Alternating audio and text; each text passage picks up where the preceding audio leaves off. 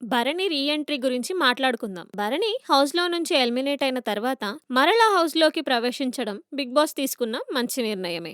అయితే ముందుగా హౌస్‌లోకి వస్తానని భరణి గెస్ట్‌గా వచ్చి నామినేట్ చేసినప్పుడే హింట్ ఇచ్చి వెళ్ళాడు. అందుకని ఇమ్మాన్యుయల్‌ని కట్టప్పతోనూ, తనను అమరేంద్ర బాహుబలితోనూ పోల్చుకున్నాడు. ఇది భరణి చేసిన మొట్టమొదటి తప్పు. అంతేకాదు రావడంతోనే సంజనాని నామినేట్ చేస్తూ సంజనాతో ఘర్షణ పడ్డాడు. అంతటితో ఆగకుండా గౌరవ్‌తో కూడా ఈ విషయంలో పాయింట్‌ఔట్ చేశాడు. కళ్యాణ్‌ని కూడా వ్యతిరేకించాడు. మళ్ళీ హౌస్‌లోకి రావాలనుకునే వ్యక్తి భరణి. ఇంతగా అందరితో ఘర్షణ పడాల్సిన అవసరం లేదు. సరే అనుకున్నట్టుగానే భరణితో పాటు శ్రీజ కూడా హౌస్‌లోకి తిరిగి వచ్చింది. వాళ్ళిద్దరి మధ్య మళ్ళీ కాంపిటీషన్ మొదలైంది. ఎవరో ఒకరు మాత్రమే హౌస్‌లో ఉంటారని బిగ్ బాస్ షరతు పెట్టాడు. దీంతో హౌస్‌లో ఉన్న వాళ్ళు 2 వర్గాలుగా విడిపోయారు. భరణి చేసిన తప్పిదం వల్ల కొంచెం మెజారిటీ శ్రీజ వైపు మొగ్గింది. ఫిజికల్ గా ఛాలెంజ్ చేసే గేమ్‌లో భరణి గెలవలేకపోయాడు. ఆ క్రమంలో గాయపడ్డాడు.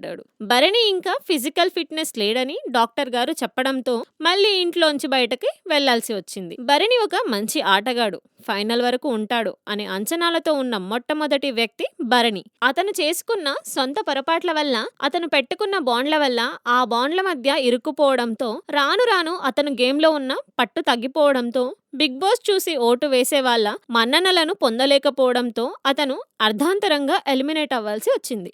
గేమ్లో దెబ్బతిన్న డాక్టర్ చెకప్ అయ్యాక ఫిజికల్ గా ఫిట్ అయ్యి మళ్ళీ భరణి హౌస్ లోకి వచ్చాడు. బిగ్ బాస్ పెట్టే టాస్క్లలో గెలిచి హౌస్ లో నిలబడితే అతను చేసిన తప్పులు మళ్ళీ రిపీట్ చేయడనే అనుకుందాం.